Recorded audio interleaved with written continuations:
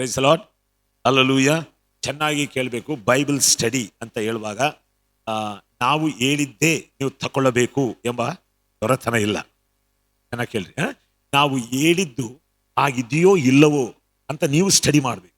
ಆಗ ನಾವೇನ್ ಮಾಡ್ತೀವಿ ಅಂದ್ರೆ ನಾವು ಕಲ್ತ್ಕೊಳ್ಳೋದ್ರಲ್ಲಿ ನಮಗೆ ಏನಿರ್ತದೆ, ಅಧಿಕಾರವಿರ್ತದೆ. ಅದಕ್ಕೆ ಇಲ್ಲಿ ಹೇಳಲ್ಪಡ ಪ್ರತಿ ಪಾಠ ನೀವು ಮನೆಯಲ್ಲಿ ತೊಗೊಂಡು ಹೋಗಿ ಓದಿ ಅದನ್ನು ನೀವು ಡಿಸ್ಕಸ್ ಮಾಡ್ಕೋಬೇಕು. ನೀವು ಮನೆಯಲ್ಲಿ ಕೂತ್ಕೊಂಡು ಅದನ್ನು ತಿರುಗಿ ಮೆಲುಕು ಹಾಕ್ಬೇಕು. ಸೊ ನಾವು ಮೆಲುಕು ಹಾಕುವಾಗ ಏನಾಗ್ಬಿಡ್ತದೆ ಅಂದರೆ ನಮಗೆ ಸತ್ಯದಲ್ಲಿ ಸ್ಥಾಪಿಸಲ್ಪಡ್ತೇವೆ. ಆ ವಾಕ್ಯವು ನಮ್ಮ ಹೃದಯದಲ್ಲಿ ನೆಲೆಗೊಂಡಿರ್ತದೆ.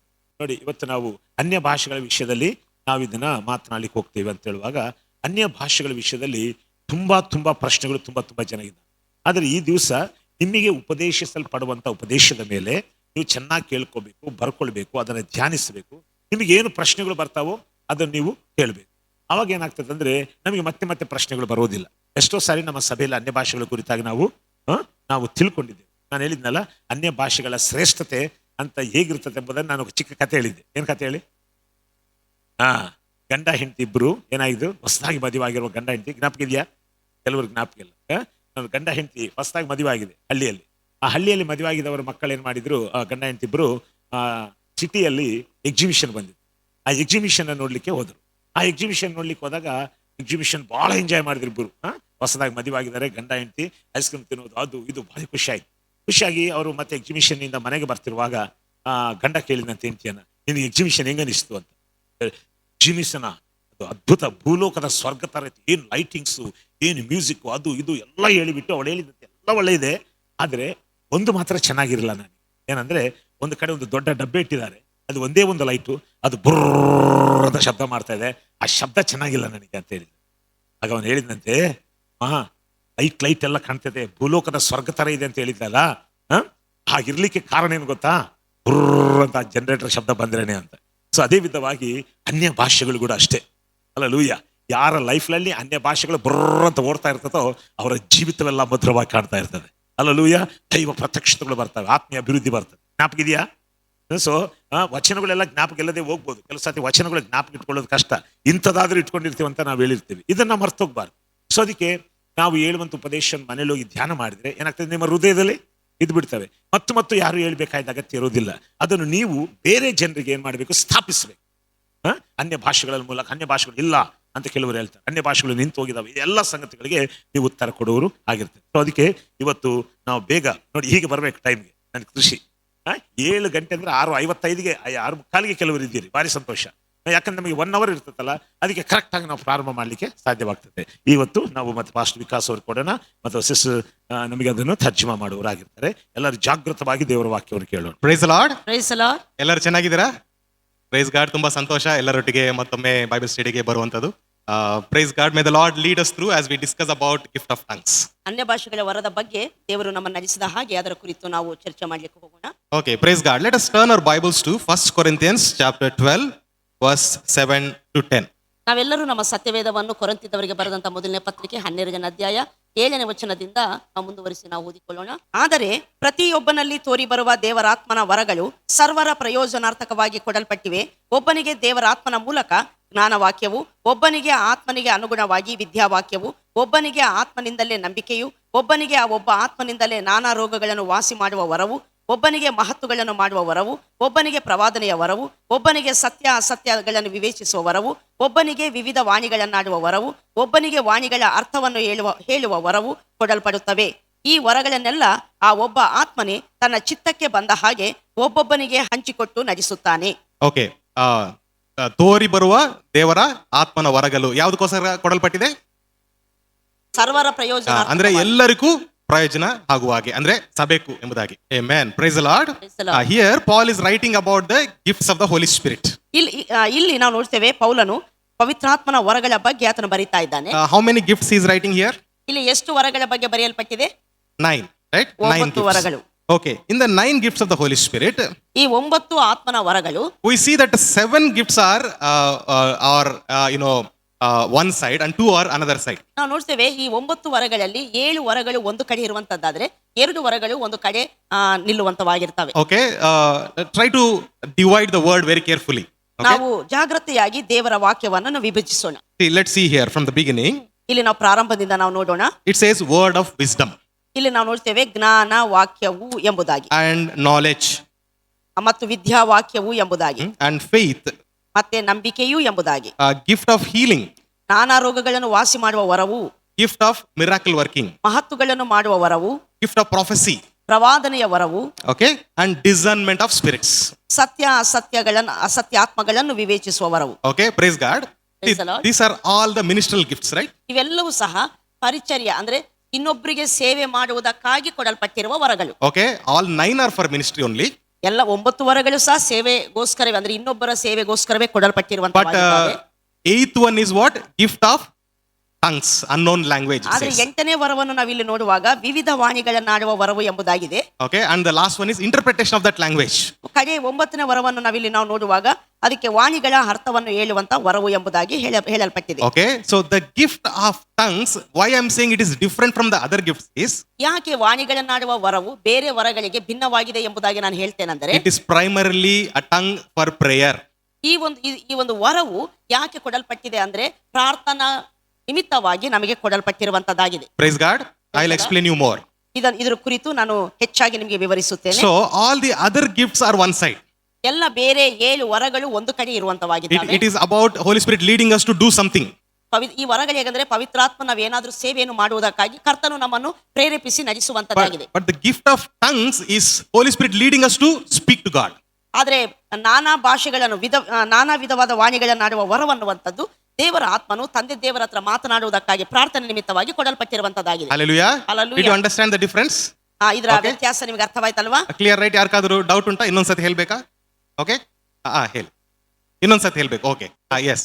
ಸೊ ಮೊದಲನೆಯ 7 ವರಗಳು ನಾವು ಓದಿದ್ದೇವಲ್ವಾ, ಅದೆಲ್ಲವೂ ಕೂಡ ಪರಿಶುದ್ಧಾತ್ಮ ದೇವರು ನಮ್ಮನ್ನ ನಡೆಸಿ ಏನೋ ನಮ್ಮಿಂದ ಏನೋ ಮಿನಿಸ್ಟ್ರಿ ಮಾಡ್ಲಿಕ್ಕೋಸ್ಕರ ಅದನ್ನು ಕೊಟ್ಟಿದ್ದಾರೆ. ಓಕೆ, ಆದ್ರೆ 8ನೇ ವರ, that means gift of tongues, is Holy Spirit leading us to talk to God. ದೇವರ ಹತ್ರ ಮಾತನಾಡುವುದಕ್ಕಾಗಿ ಈ 8ನೇ ವರ ಅಂದ್ರೆ ವಿವಿಧ ವಾಣಿಗಳನ್ನಾಡುವ ವರವನ್ನು ದೇವರ ಹತ್ರ ಮಾತನಾಡುವುದಕ್ಕಾಗಿ ಪವಿತ್ರಾತ್ಮನು ಕೊಟ್ಟಿರುತ್ತಾನೆ.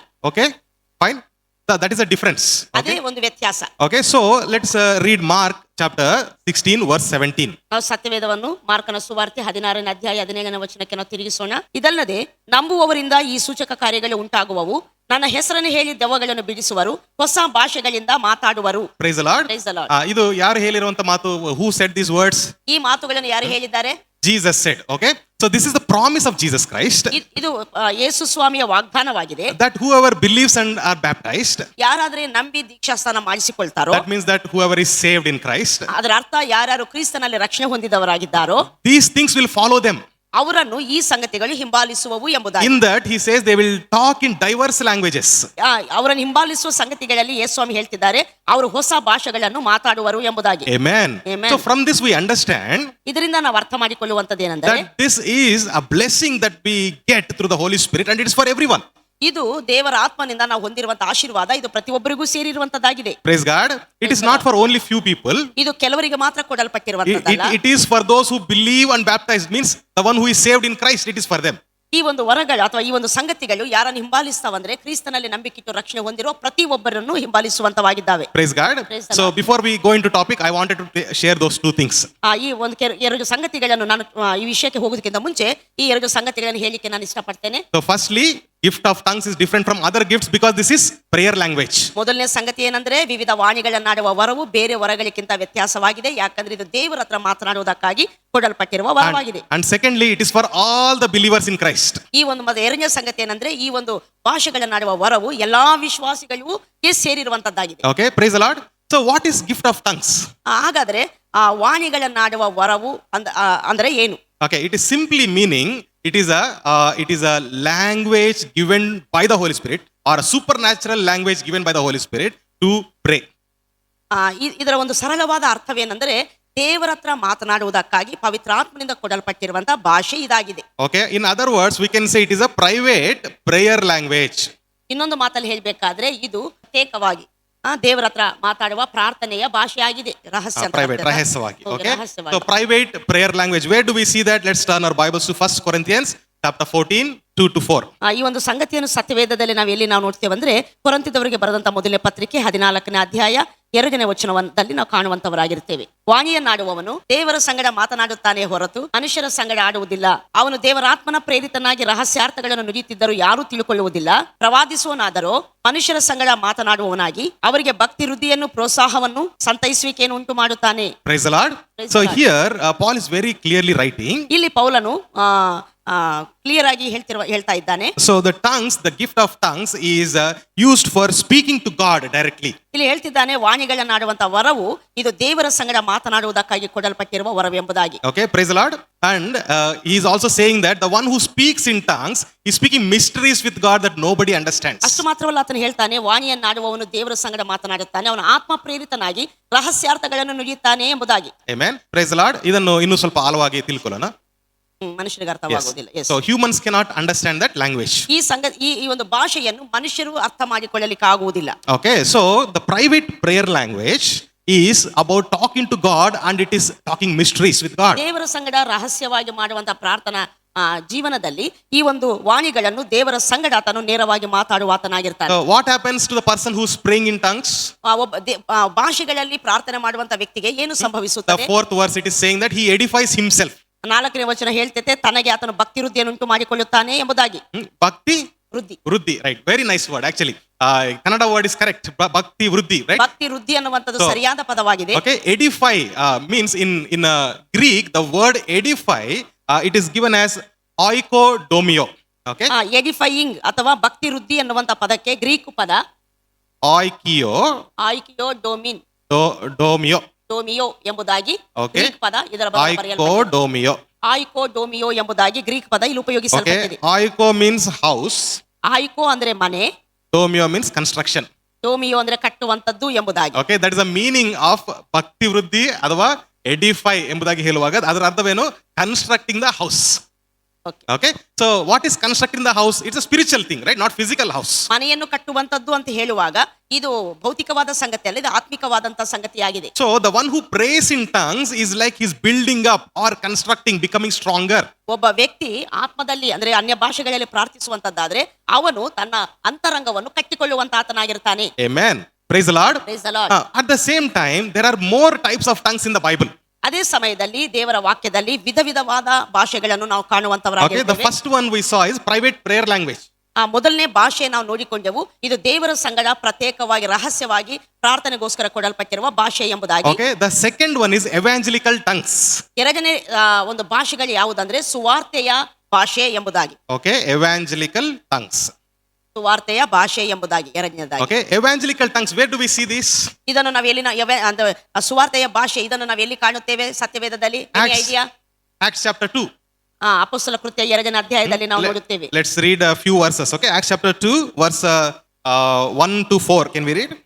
ಅಪೊಸ್ತಲ ಕೃತ್ಯ 2ನೇ ಅಧ್ಯಾಯ 1ರಿಂದ 4ನೇ ವಚನಕ್ಕೆ ನಾವು ಓದಿಕೊಳ್ಳೋಣ. ಪಂಚಾಶತ್ತಮ ದಿನವ ಹಬ್ಬದ ಬಂದಿರಲಾಗಿ ಅವರೆಲ್ಲರೂ ಏಕ ಮನಸ್ಸಿನಿಂದ ಒಂದೇ ಸ್ಥಳದಲ್ಲಿ ಕೂಡಿದ್ದರು. ಆಗ ಬಿರುಗಾಳಿ ಬೀಸುತ್ತದೋ ಎಂಬಂತೆ ಪಕ್ಕನೆ ಆಕಾಶದೊಳಗಿಂದ ಒಂದು ಶಬ್ದ ಉಂಟಾಗಿ ಅವರು ಕೂತಿದ್ದ ಮನೆಯನ್ನೆಲ್ಲ ತುಂಬಿಕೊಂಡಿತು. ಅದಲ್ಲದೆ ಉರಿಯಂತಿದ್ದ ನಾಲಿಗೆಗಳು ವಿಂಗಡಿಸಿಕೊಳ್ಳುವ ಹಾಗೆ ಅವರಿಗೆ ಕಾಣಿಸಿ ಅವರಲ್ಲಿ ಒಬ್ಬೊಬ್ಬರ ಮೇಲೆ ಒಂದೊಂದಾಗಿ ಕೂತುಕೊಂಡವು. ಆಗ ಅವರೆಲ್ಲರೂ ಪವಿತ್ರಾತ್ಮ ಭರಿತರಾಗಿ ಆತ್ಮ ತಮಗೆ ನುಡಿಯುವ ಶಕ್ತಿಯನ್ನು ಕೊಡುವ ಪ್ರಕಾರ ಬೇರೆ ಬೇರೆ ಭಾಷೆಗಳಿಂದ ಮಾತಾಡುವುದಕ್ಕೆ ಪ್ರಾರಂಭಿಸಿದರು. Amen. Praise the Lord. Praise the Lord. See here, very beautifully, the utterances were given by the Holy Spirit. ಇಲ್ಲಿ ನಾವು ನೋಡ್ತೇವೆ ಬಹಳ ಅದ್ಭುತವಾಗಿ ಪವಿತ್ರಾತ್ಮ ದೇವರು ಅವರೆಲ್ಲರಿಗೂ ನುಡಿಯುವ ಶಕ್ತಿಯನ್ನು ಆತನು ಬೇರೆ ಬೇರೆ ಭಾಷೆಗಳಲ್ಲಿ ನುಡಿಯುವ ಶಕ್ತಿಯನ್ನು ಕೊಟ್ಟಿರುತ್ತಾನೆ. All the church was together, means all the 120 people were together. They were praying and seeking the Holy Spirit to come upon them, and that was the first time the Holy Spirit came like fire, tongues, and sat upon everybody's head. It is saying. ಅಲ್ಲಿ ಸಭೆ ಒಂದೇ ಸ್ಥಳದಲ್ಲಿ 120 ಜನ ಕೂಡಿಕೊಂಡು ಪ್ರಾರ್ಥಿಸುತ್ತಿರುವಾಗ ಮೊದಲನೇ ಬಾರಿಗೆ ಪವಿತ್ರಾತ್ಮ ದೇವರು ಅವರ ಮೇಲೆ ಇಳಿದು ಬರುವುದನ್ನು ಇಲ್ಲಿ ನಾವು ನೋಡುತ್ತೇವೆ. Okay, here also we see all 120 people are filled or only few are filled. ಇಲ್ಲಿ ನಾವು ನೋಡ್ತೇವೆ 120 ಜನ ತುಂಬಲ್ಪಟ್ರ, ಕೆಲವರು ಮಾತ್ರ ತುಂಬಲ್ಪಟ್ರ. All 120 people, right? ಎಲ್ಲ 120 ಜನ ಸಹ ಪವಿತ್ರಾತ್ಮನವರ ಮೇಲೆ ಇಳಿದು ಬಂದ. This is the fulfillment of promise of Jesus Christ. ಇದು ಯೇಸು ಸ್ವಾಮಿಯ ವಾಗ್ದಾನದ ನೆರವೇರ್ಪಾಗಿದೆ. That they will speak in unknown languages. ನಂಬುವವರಿಂದ ಈ ಸೂಚಕ ಕಾರ್ಯಗಳಾಗ್ತವೆ, ಅವರು ಅನ್ಯ ಭಾಷೆಗಳು ಮಾತಾಡ್ತಾರೆ ಎಂಬುವಂತ ವಾಗ್ದಾನ ನೆರವೇರಿದೆ. So they started to speak in different languages. ಅವರೆಲ್ಲ ವಿಧ ವಿಧ ಭಾಷೆಗಳಿಂದ ಅವರು ಮಾತಾಡಲಿಕ್ಕೆ ಪ್ರಾರಂಭಿಸಿದರು. And on that day, so many people from different countries were there. ಅಲ್ಲಿ ಆ ದಿನದಲ್ಲಿ ಅನೇಕ ಸ್ಥಳಗಳಿಂದ ಜನರ ಆ ಸ್ಥಳಕ್ಕೆ ಕೂಡಿ ಬಂದವರಾಗಿದ್ದರು. They all know different languages. They speak different languages. ಅವರು ಬೇರೆ ಬೇರೆ ಭಾಷೆಗಳನ್ನು ಮಾತನಾಡ್ತಾ ಇದ್ರು. ಅಲ್ಲಿ ಸೇರಿ ಬಂದವರು ತಮ್ಮ Okay. ತಮ್ಮ ಭಾಷೆಗಳಲ್ಲಿ ಮಾತಾಡುವುದನ್ನು ನೋಡಿದರು. And they listened and they were surprised how these people are speaking our ಆ language. ಬೇರೆ ಬೇರೆ ದೇಶಗಳಿಂದ ಬಂದಂತ ಬೇರೆ ಬೇರೆ ಭಾಷೆಯವರು ಇವರು ಮಾತಾಡುವ ಅನ್ಯ ಭಾಷೆಗಳನ್ನು ನೋಡಿಬಿಟ್ಟು ಬಹಳ ಆಶ್ಚರ್ಯಗೊಂಡರು. ಯಾಕಂದ್ರೆ ತಮ್ಮ ತಮ್ಮ ಭಾಷೆಗಳಲ್ಲೇ ಇವರು ಮಾತನಾಡುವವರಾಗಿದ್ದರು. Praise the Lord. Praise the Lord. So when that happened, ಇದು ಸಂಭವಿಸಿದಾಗ Peter got up and said, "Why are you surprised? ಇದು ನಡೀತಾ ಇರುವಾಗ ಪೇತ್ರನವರ ಮಧ್ಯದಲ್ಲಿ ಎದ್ದು ನಿಂತುಕೊಂಡು ನೀವು ಯಾಕೆ ಬೆರಗಾಗ್ತೀರಿ, ಆಶ್ಚರ್ಯ ಪಡುತ್ತೀರಿ Is ಎಂಬುದಾಗಿ this ಮಾತಾಡಲಿಕ್ಕೆ not what ಪ್ರಾರಂಭಿಸಿದರು. God promised through prophet Joel? ಇದು ಪ್ರವಾದಿಯಾದಂತ ಯೋವೇಲನ ಮುಖಾಂತರ ದೇವರು ಕೊಟ್ಟಂತ ಪ್ರವಾದನೆ ಅಲ್ಲವೇ? That he will pour out his spirit upon all flesh. ಎಲ್ಲ ಜನರ ಮೇಲೆ ಪವಿತ್ರ ಆತ್ಮನು ಸುರಿಸಲ್ಪಡ್ತಾನೆ ಎಂಬುದಾಗಿ ಯೋವೇಲನ ಮೂಲಕ ಮಾಡಿದ ಪ್ರವಾದನೆ ಅಲ್ಲವೇ? And your old shall see dreams. ನಿಮ್ಮ ಹಿರಿಯರು ಕನಸುಗಳನ್ನು ಕಾಣುತ್ತಾರೆ, Your young will see visions. ಯೌವನಸ್ಥರು ದರ್ಶನಗಳನ್ನು ನೋಡುತ್ತಾರೆ, Even the slaves will prophesy, he says. ದಾಸರು ಸಹ ಪ್ರವಾದಿಸುವವರಾಗಿರುತ್ತಾರೆ. Hallelujah. Hallelujah. Praise God. So that happened, and then we see 3,000 people being saved on that day. ಪೇತ್ರನು ಸುವಾರ್ತೆಯನ್ನು ಸಾರುವಾಗ 3,000 ಜನ ರಕ್ಷಣೆ ಹೊಂದಿದರು. Okay, so this was an amazing proof for the non-believers that God's Holy Spirit works wonders through anybody. ಇಲ್ಲಿ ನಾವು ನೋಡ್ತೇವೆ, ಇದು ಅನ್ಯ ಜನಗಳ ಮಧ್ಯದಲ್ಲಿ ದೇವರು ಮಾಡಿರುವಂತಹ ಅದ್ಭುತಗಳಿಗೆ ಮತ್ತು ಗುರುತಾಗಿರುವಂತದ್ದನ್ನು ನಾವು ನೋಡುವಂತವರಾಗಿರ್ತೇವೆ. Okay, so non-believers means they are Jewish people. That's what I mean. ಅಲ್ಲಿ ನಾವು ನೋಡ್ತೇವೆ ಅನ್ಯ ಜನರಂತ ಹೇಳುವಾಗ ಅವಿಶ್ವಾಸಿಗಳೆಂಬುದಾಗಿ Yes. ಇವರು ಯಹೂದಿಗಳಾಗಿದ್ದರು. Okay, so these tongues, evangelical tongues, are the proof for a non-believer. ಇಲ್ಲಿ ಸುವಾರ್ತೆಯ ಭಾಷೆ, ಅನ್ಯ ಭಾಷೆ ಅನ್ನುವಂಥದ್ದು ಅವಿಶ್ವಾಸಿಗಳಿಗೆ ಸೂಚನೆಯಾಗಿದೆ. This is not practicing a language. ಇದು ನಾವು ದಿನಾಲು ಮಾತಾಡ್ಲಿಕ್ಕೆ ಅಭ್ಯಾಸ ಮಾಡುವಂತ ಅನ್ಯ ಭಾಷೆ ಅಲ್ಲ. See, I came from Andhra. ನಾನು ಆಂಧ್ರ ಪ್ರದೇಶದಿಂದ ಬಂದಿದ್ದೇನೆ. I studied in Tamil Nadu. ನಾನು ಅಂದ್ರೆ ಪಾಸ್ಟರ್ ಅವರು ತಮಿಳುನಾಡಲ್ಲಿ ಅವರು ವಿದ್ಯಾಭ್ಯಾಸ ಮಾಡಿದ್ದಾರೆ. And I'm working in Karnataka. ಕರ್ನಾಟಕದಲ್ಲಿ ನಾನು ಕೆಲಸ ಮಾಡ್ತಾ ಇದ್ದೇನೆ. I learned Telugu, Tamil and Kannada also. ನಾನು ತೆಲುಗು, ಕನ್ನಡ ಮತ್ತು ತಮಿಳು ಸಹ ಭಾಷೆಗಳನ್ನು ಕಲ್ತಿದ್ದೇನೆ. By grace of God only. ಇದೆಲ್ಲ ದೇವರ ಕೃಪೆಯಿಂದಲೇ. But I practiced, I learned. ಆದ್ರೂ ಸಹ ಬೇರೆ ಭಾಷೆಗಳನ್ನು ನಾನು ಅಭ್ಯಾಸ ಮಾಡಿ ನಾನು ಕಲ್ತಿದ್ದೇನೆ. But this is a gift. ಆದರೆ ಇದು ಅನ್ಯ ಭಾಷೆ ಅನ್ನುವಂತ ಅಂದ್ರೆ ಸುವಾರ್ತೆಯ ಅನ್ಯ ಭಾಷೆ ಅನ್ನುವಂಥದ್ದು ಇದು ಪವಿತ್ರಾತ್ಮನಿಂದ ಬರುವ ವರವಾಗಿದೆ. Okay, this is not a practicing thing. ಇದು ಅಭ್ಯಾಸ ಮಾಡಿ ಕಲಿಯುವಂತ ಭಾಷೆ ಅಲ್ಲ. Okay, there are so many ministers of God who testified about this. ಅನೇಕ ಮಂದಿ ದೇವರ ಸೇವಕರು ಸುವಾರ್ತೆ ಸೇವೆಯಲ್ಲಿ ಇದರ ವಿಷಯವಾಗಿ ಸಾಕ್ಷಿಯನ್ನು ಹೇಳಿದವರಾಗಿದ್ದಾರೆ. One man of God from Andhra, I forgot his name. He said that he went to North India for preaching. ಒಬ್ಬ ಆಂಧ್ರ ಪ್ರದೇಶದಿಂದ ಒಬ್ಬ ಸೇವಕರು, ಅವರ ಹೆಸರು ನಾನು ಮರ್ತೋಗಿದ್ದೇನೆ, ಅವರು ಉತ್ತರ ಭಾರತಕ್ಕೆ ಸೇವೆ ನಿಮಿತ್ತ ಹೋದಾಗ Unfortunately, there was no translator there. ಅಲ್ಲಿ ಹೋದಾಗ ಆತನಿಗೆ ದುರದೃಷ್ಟವಶಾತ್ತು ಟ್ರಾನ್ಸ್ಲೇಷನ್ ಭಾಷಾಂತರ ಮಾಡುವ ವ್ಯಕ್ತಿ ಸಿಗಲಿಲ್ಲ. But he just prayed a prayer, asked the Holy Spirit, Lord, you lead me. I don't know how to speak Hindi. ಆತನು ಪ್ರಾರ್ಥನೆ ಮಾಡಿದ ದೇವರಿಗೆ, ಸ್ವಾಮಿ ನೀನು ನನ್ನ ನಜಿಸು, ನನಗೆ ಏನು ಮಾಡಬೇಕೋ ಗೊತ್ತಿಲ್ಲ, ಇವರ ಭಾಷೆ ನನಗೆ ಬರೋದಿಲ್ಲ ಎಂಬುದಾಗಿ. Okay, he started to fluently speaking Hindi. ಆತನು ಆ ಟೈಮಲ್ಲಿ ಅವರ ಉತ್ತರ ಭಾರತದ ಹಿಂದಿ ಭಾಷೆಯಲ್ಲಿ ಫ್ಲೂಯೆಂಟ್ ಆಗಿ ಆತನು ಮಾತನಾಡಲಿಕ್ಕೆ ಪ್ರಾರಂಭಿಸಿದ. He didn't understand anything. ಮಾತಾಡುವಂತಹ ಸೇವಕರಿಗೆ ಆ ಹಿಂದಿ ಭಾಷೆ ಏನೂ But ಅರ್ಥವಾಗಲಿಲ್ಲ. all the listeners understood. ಅದರಲ್ಲಿ ಸೇರಿ ಬಂದಂತ ಕೇಳುವಂತ ವ್ಯಕ್ತಿಗಳೆಲ್ಲರಿಗೂ ಅರ್ಥವಾಯಿತು. Everybody gave their lives to the Lord. They were filled with the Holy Spirit. ಅಲ್ಲಿ ಸೇರಿ ಬಂದಂತ ಅನೇಕರು ಕರ್ತನಿಗೆ ತಮ್ಮ ಜೀವಿತವನ್ನು ಕೊಟ್ಟು ಯೇಸು ಸ್ವಾಮಿನ ಅಂಗೀಕಾರ Praise ಮಾಡಿದರು. the Lord. Praise the Lord. One of my friends who went to, ನನ್ನ ಒಬ್ಬ ಸ್ನೇಹಿತರು ಸಹ ಹೋಗಿದ್ರು. he was working in one company. ಕಂಪನಿಯಲ್ಲಿ ಒಂದು ಸ್ಥಳದಲ್ಲಿ ಅಲ್ಲಿ ಕೆಲಸ ಮಾಡ್ತಾ ಇದ್ರು ಅವರು. Okay, the boss is a religious fanatic, one group head. ಅಲ್ಲಿ ವರ್ಕ್ ಮಾಡುವವರು. And his son was not feeling well. ಅವರ ಬಾಸ್ ಕೆಲಸ ಮಾಡ್ತಾ ಇದ್ರು ಮತ್ತು ಅವರ ಮಗನಿಗೆ ಹುಷಾರಿರ್ಲಿಲ್ಲ. Okay, so that person, he wanted to tell about Jesus Christ. ಆ ವ್ಯಕ್ತಿಗೆ ಇವರ ಫ್ರೆಂಡ್ ಯೇಸು ಸ್ವಾಮಿ ಬಗ್ಗೆ ಹೇಳ್ಬೇಕಂತ ಇತ್ತು. That fellow doesn't know English. ಆ ವ್ಯಕ್ತಿಗೆ ಅಂದ್ರೆ ಇಂಗ್ಲಿಷ್ ಬರೋದಿಲ್ಲ. This fellow doesn't know Hindi. ಈ ವ್ಯಕ್ತಿಗೆ, ನನ್ನ ಫ್ರೆಂಡಿಗೆ ಹಿಂದಿ ಬರೋದಿಲ್ಲ. He is trying to come in, oh brother, that one, this one, oh Jesus Christ. ಈತನ ಇಂಗ್ಲಿಷ್ ಅಲ್ಲಿ ಸುವಾರ್ತೆನ ಹೇಳಿಕೆ ಪ್ರಯತ್ನಿಸುವಾಗ ಆ ವ್ಯಕ್ತಿಗೆ ಅದು ಎಷ್ಟು ಮಾತ್ರಕ್ಕೂ ಅರ್ಥವಾಗಲಿಲ್ಲ. He is telling. ಅದನ್ನ ಹೇಳ್ತೇನೆ, ನನಗೇನು ಅರ್ಥವಾಗ್ತಾ ಇಲ್ಲ ಎಂಬುದಾಗಿ. He took some time and he prayed and came back. ಆತನು ಸ್ವಲ್ಪ ಟೈಮ್ ತಗೊಂಡು ಆ ಪ್ರಾರ್ಥನೆ ಮಾಡಿದ ವಾಪಸ್ ಬಂದ್ಬಿಟ್ಟ. He fluently spoke in Hindi and shared the gospel. ಆತನು ಮಾತಾಡಿ ಪ್ರಾರ್ಥನೆ ಮಾಡಿ ಬರುವಾಗ ಅಲ್ಲಿ ನಾವು ನೋಡ್ತೇವೆ ಅವರು ಹಿಂದಿಯಲ್ಲಿ ಫ್ಲೂಯೆಂಟ್ ಆಗಿ ಅವರಿಗೆ ಸುವಾರ್ತೆಯನ್ನು ಸಾರಿದವರಾಗಿದ್ದಾರೆ. Hallelujah. Praise Hallelujah. God. See, that is evangelical tongues. ಆದ್ದರಿಂದ ಅನ್ಯ ಭಾಷೆಗಳಲ್ಲಿ ಎರಡನೇ ವಿಧವಾದ ಭಾಷೆ ಮತ್ತು ಸುವಾರ್ತೆ ನಿಮಿತ್ತ ದೇವರು ಕೊಡುವಂತ ಅನ್ಯ ಭಾಷೆ. Amen. So there is third one also. ಮೂರನೇದು ಸಹ ಇದೆ. Okay, this is prophetic tongues. ಇದು ಪ್ರವಾದಾತ್ಮಕವಾದ ಅನ್ಯ ಭಾಷೆ. Okay, this is little bit different from gift of prophecy. ಇದು ಪ್ರವಾದನ ವರಕ್ಕಿಂತ ಸ್ವಲ್ಪ ವ್ಯತ್ಯಾಸವಾಗಿರುವಂತದ್ದಾಗಿದೆ. Okay, the prophet would speak in local language, right? ಮಾಮೂಲಾಗಿ ಪ್ರವಾದನೆ ಕೊಡುವಂತ ಪ್ರವಾದಿ ಮತ್ತು ನಮ್ಮ ಲೋಕಲ್ ಲ್ಯಾಂಗ್ವೇಜ್ ಅಲ್ಲ ಭಾಷೆಯಲ್ಲಿ ಅವರು ಮಾತನಾಡ್ತಾರೆ. But this is unknown tongues only. ಆದ್ರೆ ಈ ಪ್ರವಾದನೆ ಭಾಷೆ ಇದು ಅನ್ಯ ಭಾಷೆಗಳಲ್ಲೇ ಪ್ರವಾದನೆ ಹೇಳುವಂತದ್ದಾಗಿದೆ. Okay, let's read about that. 1 Corinthians 14. ಇದನ್ನು ನಾವು ಸತ್ಯವೇದದಿಂದ ಓದೋಣ. 1 ಕೊರಿಂಥಿ 14ನೇ ಅಧ್ಯಾಯ 27 and 28. 27, 28ನೇ ವಚನ. 1 ಕೊರಿಂಥಿ 14ನೇ ಅಧ್ಯಾಯ 27, 28. ವಾಣಿಯನ್ನಾಡುವುದಾದರೆ ಇಬ್ಬರು ಅಥವಾ ಅವಶ್ಯವಿದ್ದರೆ ಮೂವರಿಗಿಂತ ಹೆಚ್ಚಿಲ್ಲದೆ ಒಬ್ಬೊಬ್ಬರಾಗಿ ಮಾತಾಡಬೇಕು ಮತ್ತು ಒಬ್ಬನೇ ಅರ್ಥವನ್ನು ಹೇಳಬೇಕು. ಅರ್ಥವನ್ನು ಹೇಳುವವನಿಲ್ಲದಿದ್ದರೆ ವಾಣಿಯನ್ನಾಡುವವನು ಸಭೆಯಲ್ಲಿ ಸುಮ್ಮನಿರಲಿ, ತನ್ನೊಂದಿಗೆಯೂ ದೇವರೊಂದಿಗೆಯೂ ಮಾತಾಡಿಕೊಳ್ಳಲಿ. Okay, praise the Lord. Praise the Lord. See here it is talking about a prophetic tongue. ಇಲ್ಲಿ 27ನೇ ವಚನದಲ್ಲಿ ಅಪೊಸ್ತಲನಾದ ಪೌಲನು ಪ್ರವಾದನಾತ್ಮಕವಾದ ಅನ್ಯ ಭಾಷೆ ಕುರಿತು ಆತನು ಮಾತನಾಡ್ತಿದ್ದಾನೆ. Okay, you can read the entire chapter, you will understand more. ಈಗ ಈ ಅಧ್ಯಾಯವನ್ನು ನಾವು ಪೂರ್ಣವಾಗಿ ಓದುವಾಗ ಇದನ್ನು ಪೂರ್ಣವಾಗಿ ನಾವು ಅರ್ಥ ಮಾಡಿಕೊಳ್ಳಲಿಕ್ಕಾಗ್ತದೆ. So this person, I mean, what they used to do is in Corinthian church is, ಇಲ್ಲಿ ಒಬ್ಬ ಆ ವ್ಯಕ್ತಿಗಳ ಕೊರಿಂಥಿ ಸಭೆಯಲ್ಲಿ ಮಾಡ್ತಿರುವಂತಹ ಸಂಗತಿ ಏನಂದ್ರೆ, okay, during the service or during the worship, one person used to stand up and speak in tongues. ಕೊರಿಂಥಿ ಸಭೆಯಲ್ಲಿ ಹೀಗೆ ನಡೀತಾ ಇದ್ದ ದಿನಗಳಲ್ಲಿ ಅಲ್ಲಿ ಆರಾಧನೆ ನಡೀತಿರುವಾಗ ಸಭೆ ಆ ಒಂದು ಆರಾಧನೆ ಕ್ರಮ ನಡೀತಾ ಇರುವಾಗ ಅದರಲ್ಲಿ ಒಬ್ಬ ವ್ಯಕ್ತಿ ಎದ್ದು ನಿಂತುಕೊಳ್ತಾ ಇದ್ದ. Praise the Lord. And other people, 2 or 3 people used to interpret that one. ಆ ವ್ಯಕ್ತಿ ಎದ್ದು ಅನ್ಯ ಭಾಷೆಗಳನ್ನು ಮಾತನಾಡುವಾಗ 2 ಅಥವಾ 3 ವ್ಯಕ್ತಿಗಳು ಆತನ ಆಗಿರುವಂತ ಅನ್ಯ ಭಾಷೆಗಳಿಗೆ ಅರ್ಥವನ್ನು ಹೇಳ್ತಾ ಇದ್ರು. Okay, so we saw in the 9 gifts of the Holy Spirit, right? ನಾವು ನೋಡಿದೇವಲ್ಲ 9 ಪವಿತ್ರಾತ್ಮನ ವರಗಳೆಂಬುದಾಗಿ. 8th one is what? Gift of speaking unknown languages. ಅಲ್ಲಿ ಬರೆಯಲ್ಪಟ್ಟ 8ನೇ ವರವನ್ನು ನಾವು ನೋಡ್ತೇವೆ, ವಿವಿಧ ವಾಣಿಗಳನ್ನಾಡುವ ವರ ಎಂಬುದಾಗಿ. And the 9th one is interpretation of that language. 9ನೇ ವರವನ್ನು ನಾವು ನೋಡ್ತೇವೆ, ವಾಣಿಗಳಿಗೆ ಅರ್ಥವನ್ನು ಹೇಳುವ ವರ ಎಂಬುದಾಗಿ. Okay, praise the Lord. Praise So the Lord. in the church they had a practice like this. ಈ ರೀತಿ ಅವರ ಸಭೆಯಲ್ಲಿ ಒಂದು ಅಭ್ಯಾಸವಿತ್ತು. But what happened is, even when the interpreter is not there, these people used to get up and speak in tongues. ಅಲ್ಲಿ ಆರಾಧನೆ ನಡೆಯುವಾಗ ಒಬ್ಬ ವ್ಯಕ್ತಿ ಎದ್ದು ಅನ್ಯ ಭಾಷೆಗೆ ಮಾತಾಡ್ತಿದ್ದ, 2 ಅಥವಾ 3 ಅರ್ಥವನ್ನು ಹೇಳ್ತಾ ಇದ್ರು. ಆದ್ರೆ ಅಲ್ಲಿ ನಡೆದಂತ ಸಂಗತಿ ಏನಂದ್ರೆ, ಅರ್ಥ ಹೇಳುವಂತ ವ್ಯಕ್ತಿ ಇಲ್ಲದಿದ್ರೂ ಸಹ ಒಬ್ಬ ವ್ಯಕ್ತಿ ಎದ್ದು ಅನ್ಯ ಭಾಷೆಗಳನ್ನು ಮಾತನಾಡ್ತಾ ಇದ್ದ. So ಈಗ ಅನ್ಯ ಭಾಷೆಗಳಲ್ಲಿ ಮಾತನಾಡುವಾಗ ಯಾರಿಗಾದ್ರೂ ಅರ್ಥ ಆಗ್ತದ? Will anybody understand if anybody speaks in tongues? Nobody will understand, right? So it is disturbing the service. ಯಾರಿಗೂ ಆತನು ಮಾತಾಡುವ ಅನ್ಯ ಭಾಷೆ ಅರ್ಥವಾಗದೇ ಇರುವುದರಿಂದ ಅಲ್ಲಿ ನಡೀತಿರುವಂತಹ ಆರಾಧನಾ ಆ ಸೇವೆಯಲ್ಲಿ ಬಹಳ ಮತ್ತು ಡಿಸ್ಟರ್ಬೆನ್ಸ್ ಉಂಟಾಗ್ತಾ ಇತ್ತು. So he is saying, if you want to speak tongues, let 2 or 3 interpret. ಅದಕ್ಕೆ ಪೌಲನಲ್ಲಿ ಹೇಳ್ತಾ ಇದ್ದಾನೆ, ನಿಮ್ಮಲ್ಲಿ ಯಾವನಾದರೂ ಅನ್ಯ ಭಾಷೆಗಳಲ್ಲಿ ಮಾತನಾಡಬೇಕಾದ್ರೆ 2 ಅಥವಾ 3 ಅದರ ಅರ್ಥವನ್ನು ಹೇಳುವವರಲ್ಲಿ ಇರಬೇಕು ಎಂಬುದಾಗಿ. Praise the Lord. Praise the Lord. He is not saying church ಅಲ್ಲಿ ಅನ್ಯ ಭಾಷೆಯಲ್ಲಿ ಮಾತನಾಡಬಾರದು ಎಂಬುದಾಗಿ ಅವರು ಹೇಳ್ತಾ ಇಲ್ಲ. He is not telling don't speak tongues in church. He is telling if you want to convey to others, let somebody interpret. ಇಲ್ಲಿ ಸಭೆಯಾಗಿ ಸೇರಿ ಬಂದಾಗ ಅನ್ಯ ಭಾಷೆಗಳು ಮಾತನಾಡಬಾರದು ಎಂಬುದಾಗಿ ಆತನು ಹೇಳ್ತಾ ಇಲ್ಲ.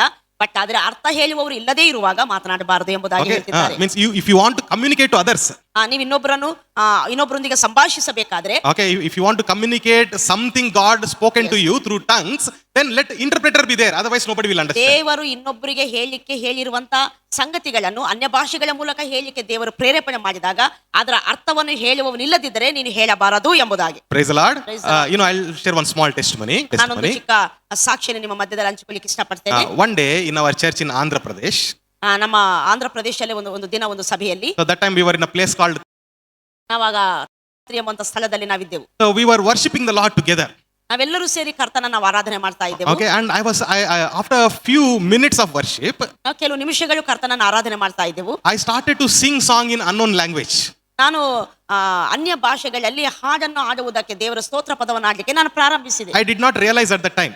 ಆ ಟೈಮಲ್ಲಿ ನಾನು ಅನ್ಯ ಭಾಷೆಗಳಲ್ಲಿ ಹಾಡಾಡ್ತಿದ್ದೇನೆ ಎಂಬುದಾಗಿ ಸಹ ನನಗೆ ಗೊತ್ತಾಗಲಿಲ್ಲ. After long time I realized I was singing in unknown language. ನಾನು ಹಾಡ್ತಾ ಇರುವಾಗ ಸ್ವಲ್ಪ ಸಮಯದ ನಂತರ ನನಗೆ ಗೊತ್ತಾಯ್ತು ನಾನು ಅನ್ಯ ಭಾಷೆಗಳಲ್ಲಿ ಹಾಡಾಡ್ತಿದ್ದೇನೆ ಎಂಬುದಾಗಿ. After some time, during the end of the worship, ಆದ್ರೆ ಆ ಒಂದು ಆರಾಧನೆ ಮುಗಿತಾ ಬರುವಾಗ, whatever I was speaking, ನಾನು ಏನೆಲ್ಲ ಹಾಡಿನಲ್ಲಿ ನಾನು ಅನ್ಯ ಭಾಷೆಗಳಲ್ಲಿ ಹಾಡಾಡಿದೆನೋ, pastor was giving the interpretation of that.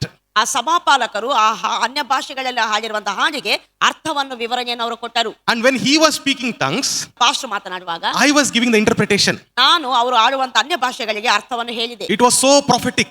ಅದು ಬಹಳ ಪ್ರವಾದನಾತ್ಮಕವಾಗಿತ್ತು. And we worship the Lord together.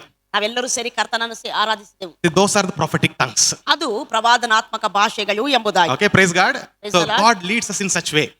ದೇವರು ಈ ರೀತಿಯಲ್ಲಿ ನಜಿಸುವಂತ ಆತನಾಗಿರ್ತಾನೆ. Yesterday pastor also shared one testimony about the church. Maybe he can explain. ನಾವು ಫಸ್ಟ್ ಈ ಉಡುಪಿಗೆ ಬಂದಾಗ ನಾವು 31st ನೈಟ್ ಗ್ಯಾದರ್ ಆಗಿದೆ. ನಾನು, ನಾಗೇಶ್, ಐರಿಸ್ ಸಿಸ್ಟರ್, ಚಿಮ್ಮಿ, ಕೆಲವು ಜನ ಅಷ್ಟೇ. ಆದರೆ ನಮ್ಮ ಆರಾಧನೆ 10 ಗಂಟೆಗೆ ಸ್ಟಾರ್ಟ್ ಮಾಡಿದರೆ 5 ಜನಕ್ಕೆ ಬೆಳಿಗ್ಗೆ 5 ಗಂಟೆ ಆಗಿದೆ. ಎಷ್ಟು ಜನ? 5 ಜನ.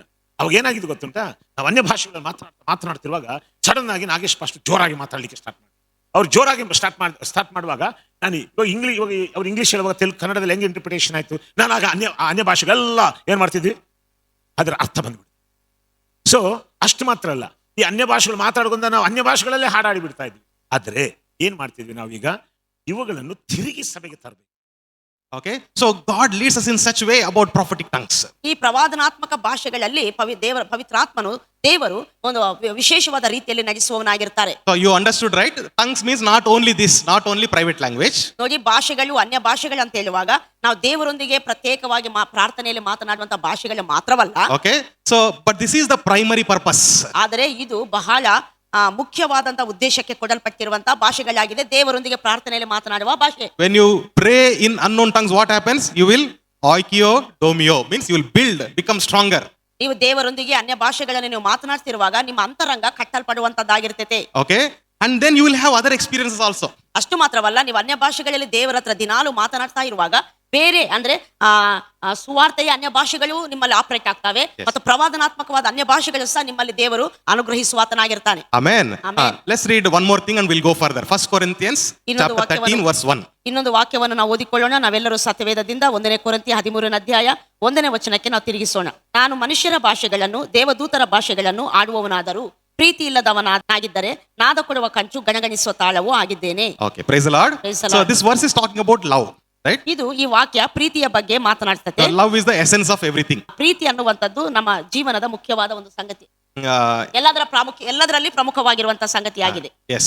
So, but he uses one word there. What is that? Speaking in ದೇವದೂತರ human ಭಾಷೆ. language and angelic tongues, he says. ನಾವಿಲ್ಲಿ ನಾವು ನೋಡ್ತೇವೆ ಮನುಷ್ಯರ ಭಾಷೆಗಳು ಮತ್ತು ದೇವದೂತರ ಭಾಷೆಗಳು ಎಂಬುದಾಗಿ. Praise the Lord. That is the fourth one, angelic tongues.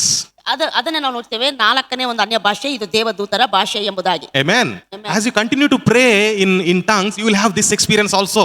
ನೀವು ಯಾವಾಗಾದ್ರೆ ದೇವರೊಂದಿಗೆ ನಿಮ್ಮ ಅನ್ಯ ಭಾಷೆಗಳನ್ನು ಪ್ರಾರ್ಥನೆಯಲ್ಲಿ ಹೆಚ್ಚಾಗಿ ಮಾತನಾಡ್ತಾ ಇರ್ತೀರೋ, Okay. ದೇವದೂತರ ಭಾಷೆಗಳ ಅನುಭವ ಸಹ ನಿಮಗೆ You will ಉಂಟಾಗುವಂತದ್ದಾಗಿರ್ತದೆ. have amazing spiritual experiences. ನಿಮಗೆ ಮತ್ತು ವಿಶೇಷವಾದಂತ ಆತ್ಮಿಕ ಅನುಭವಗಳು ಉಂಟಾಗ್ತವೆ. Okay, even you will have dreams and visions. I'll explain you later. ಅಷ್ಟು ಮಾತ್ರವಲ್ಲ, ನಿಮಗೆ ದರ್ಶನಗಳು ಕನಸುಗಳು ಸಹ ಪವಿತ್ರಾತ್ಮನ ಮೂಲಕ ಉಂಟಾಗುತ್ತವೆ. Okay, but I want to ask you, did you understand until here?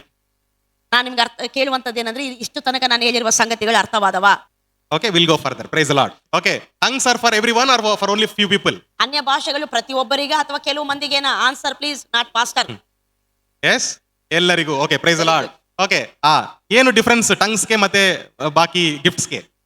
What is the difference between tongues and other gifts? ಹೇಳಿ. ಬೇರೆ 7 ವರಗಳು ಒಂದು ಕಡೆ ನಿಂತ್ರೆ 2 ವರಗಳು ಇನ್ನೊಂದು ಕಡೆ ನಿಲ್ತಾವೆ. ಅನ್ಯ ಭಾಷೆಗಳ ವರ ಮತ್ತು ಅದಕ್ಕೆ ಅರ್ಥ ಹೇಳುವಂತ ವರ. ಈ ವರಗಳಿಗೆ ಬೇರೆ ವರ, ಪ್ರವಾದನ ವರ, ಜ್ಞಾನವಾಕ್ಯ, ವಿದ್ಯಾವಾಕ್ಯ, ಇದಕ್ಕಿರುವ ಡಿಫ್ರೆನ್ಸ್ ಏನಾಗಿದೆ, ವ್ಯತ್ಯಾಸ ಏನಾಗಿದೆ? ಜನರಿಗೆ ಸೇವೆ ಮಾಡುವುದಕ್ಕಾಗಿ ಕೊಡಲ್ಪಟ್ಟ ವರಗಳು 7 ವರಗಳಾದ್ರೆ, ದೇವರೊಂದಿಗೆ ಮಾತನಾಡುವುದಕ್ಕಾಗಿ ಕೊಡಲ್ಪಟ್ಟ ವರಗಳು 2 ವರಗಳಾಗಿರ್ತವೆ. Praise the Lord. Okay, Praise the so Lord. that is the difference. Tongues is talking to God. Other gifts are to ministering to the people. ಅನ್ಯ ಭಾಷೆಗಳು ದೇವರೊಂದಿಗೆ ಮಾತನಾಡುವುದಕ್ಕಾಗಿ ಕೊಡಲ್ಪಟ್ಟ ವರ, ಬೇರೆ ವರಗಳೆಲ್ಲ ಜನರಿಗೆ ಸೇವೆ ಮಾಡುವುದಕ್ಕಾಗಿ ಕೊಡಲ್ಪಟ್ಟ ವರಗಳು. Okay, praise the Lord. Praise Okay, the Lord. what is private prayer language? ದೇವರೊಂದಿಗೆ ಪ್ರಾರ್ಥಿಸುವುದಕ್ಕಾಗಿ ಕೊಡಲ್ಪಟ್ಟ ವರ ಯಾವುದು? Okay, ಎಲ್ಲರೂ ಹೇಳೋಣ, ಯಾವುದದು? unknown personal tongues. Okay, okay. ವೈಯಕ್ತಿಕವಾಗಿ ವೈಯಕ್ತಿಕವಾಗಿ ದೇವರೊಂದಿಗೆ ಮಾತನಾಡುವುದಕ್ಕೆ ಕೊಡಲ್ಪಟ್ಟ ಭಾಷೆ ಯಾವುದು? ಅನ್ಯ ಭಾಷೆ. ಎಲ್ಲರೂ ಹೇಳೋಣ, ಯಾವುದು? ಅನ್ಯ ಭಾಷೆ. Yes. Okay, so ಅನ್ಯ ಭಾಷೆಗಳಲ್ಲಿ ಪ್ರಾರ್ಥನೆ ಮಾಡ್ತಾ ಇರುವಾಗ ಏನಾಗುತ್ತೆ? Okay, ಕಟ್ಟಲ್ಪಡ್ತೇವೆ, right? So we'll become spiritually stronger. Amen. ನಾವು ಆತ್ಮಿಕವಾಗಿ ಬಲವಾಗುವಂತವರಾಗಿರ್ತೇವೆ. That means that we'll have all spiritual experiences. ಅದರ ಅರ್ಥವೇನೆಂದ್ರೆ, ಅನೇಕವಾದಂತ ಆತ್ಮಿಕ ಅನುಭವಗಳನ್ನು ನಾವು ಹೊಂದುವಂತವರಾಗಿರ್ತೇವೆ. And we'll walk in other gifts of the Holy Spirit also. ಮತ್ತಷ್ಟು ಮಾತ್ರ ಅಲ್ಲ, ಬೇರೆ ಪವಿತ್ರಾತ್ಮನ ವರಗಳಲ್ಲಿ ಸಹ ಮತ್ತು ಕರ್ತನು ನಮ್ಮ ನಜಿಸುವಾತನಾಗಿರ್ತಾನೆ. Okay, ಮತ್ತೊಮ್ಮೆ ಹೇಳ್ತೇನೆ, ಎಲ್ಲಾ ಗಿಫ್ಟ್ಸ್ ಯಾವ್ದಕ್ಕೋಸ್ಕರ? ಸೇವೆ ಮಾಡೋದಕ್ಕೋಸ್ಕರ. ಆದ್ರೆ ಇದು ಯಾವುದು? ಪ್ರಾರ್ಥನೆ ಮಾಡೋದಕ್ಕೋಸ್ಕರ, ರೈಟ್? ಅದಕ್ಕೋಸ್ಕರ ಪ್ರಾರ್ಥನೆಯಲ್ಲಿ ಏನೇನು ಬೆನಿಫಿಟ್ಸ್ ಇದೆಯೋ, ಟಂಗ್ಸ್ ಅಲ್ಲಿ ಕೂಡ ಆ ಎಲ್ಲಾ ಬೆನಿಫಿಟ್ಸ್ ಇದೆ. Plus it is super natural. ಪ್ರಾರ್ಥನೆಯಲ್ಲಿ ಏನೆಲ್ಲ ಪ್ರಯೋಜನಗಳ ಆಶೀರ್ವಾದಗಳಿದ್ದಾವೋ, ಅನ್ಯ ಭಾಷೆಗಳಲ್ಲಿ ಸಹ ಪ್ರಯೋಜನಗಳ ಆಶೀರ್ವಾದಗಳಿರ್ತವೆ. ಬಟ್ ಇದು ಮಾನವಾತೀತವಾದಂತ ಆಶೀರ್ವಾದಗಳಾಗಿವೆ. Okay, praise the Lord. So you may say, if somebody may say that, I am also praying, what is the difference? ಕೆಲವರು ಹೇಳ್ಬೋದು, ನಾನು ಸಹ ಪ್ರಾರ್ಥನೆ ಅಂದ್ರೆ ನಮ್ಮ ಭಾಷೆಯಲ್ಲಿ ನಾವು ಸಹ ಪ್ರಾರ್ಥಿಸ್ತೇವೆ ಮತ್ತು ಅನ್ಯ ಭಾಷೆಗಳಲ್ಲಿ ಪ್ರಾರ್ಥಿಸುವಂತದಕ್ಕೆ ಏನು ಒಂದು ವ್ಯತ್ಯಾಸವಿದೆ, ವಿಶೇಷತೆ ಇದೆ? Okay, there is a huge difference. ಆದ್ರೆ ಅರ್ಥ ಮಾಡಿಕೊಳ್ಬೇಕು, ನಮ್ಮ ಭಾಷೆಗಳಲ್ಲಿ ಪ್ರಾರ್ಥಿಸುವಂತ ಸಂಗತಿಗೂ ಮತ್ತು ಅನ್ಯ ಭಾಷೆಗಳಲ್ಲಿ ದೇವರೊಂದಿಗೆ ಪ್ರಾರ್ಥಿಸುವಂತ ಸಂಗತಿಗೂ ದೊಡ್ಡ ವ್ಯತ್ಯಾಸ ಇರುವಂತದ್ದಾಗಿದೆ. Otherwise Holy Spirit would not give it as a gift. ಆ ವ್ಯತ್ಯಾಸ ಇಲ್ಲದಿದ್ದರೆ ಪ್ರಾರ್ಥಿಸುವುದಕ್ಕಾಗಿ ಪವಿತ್ರಾತ್ಮನು ನಮಗೆ ಅನ್ಯ ಭಾಷೆಗಳೆಂಬ ವರವನ್ನು ಕೊಡುತ್ತಿರಲಿಲ್ಲ. Okay, praise the Lord.